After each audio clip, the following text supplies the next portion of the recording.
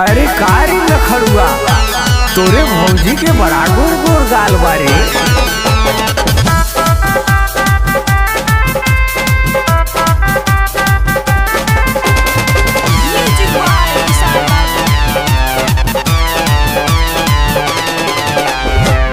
तोरे भौजी के गोरे गोरे गाल ही गाल बड़ा नरम बा। तोरे भौजी के गोरे गोरे गाल ही गाल बड़ा नरम बा।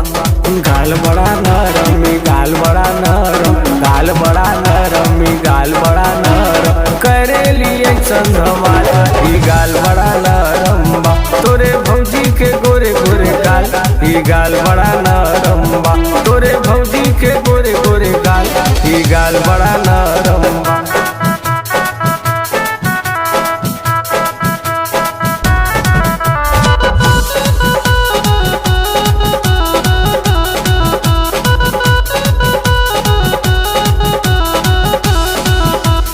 गलवा में जब जब लगावेली पाउडर लागेली ऐसन जैसे ब्यूटी पार्लर।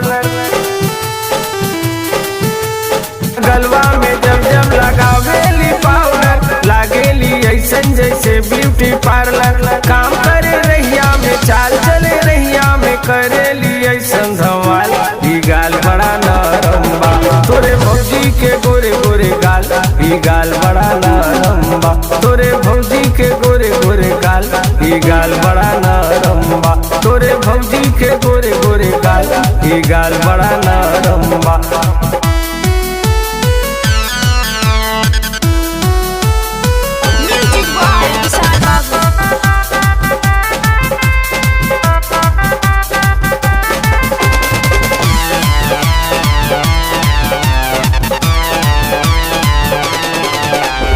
ओठवा में जब जब लगावेली लाली चमके लागल वो कर बिंदिया बाली। ओठवा में जब जब लगावेली लाली चमके लागल वो कर बिंदिया बाली। हंसी आवेली फाड़ेली अपन रुमाल ही गाल बड़ा नरम बा। तोरे भौजी के गोरे गोरे गाल ही गाल बड़ा नरम बा। तोरे भौजी के गोरे गोरे गाल ही गाल बड़ा नरम बा। तोरे भौजी के गोरे गोरे गाल ही गाल बड़ा नरम बा।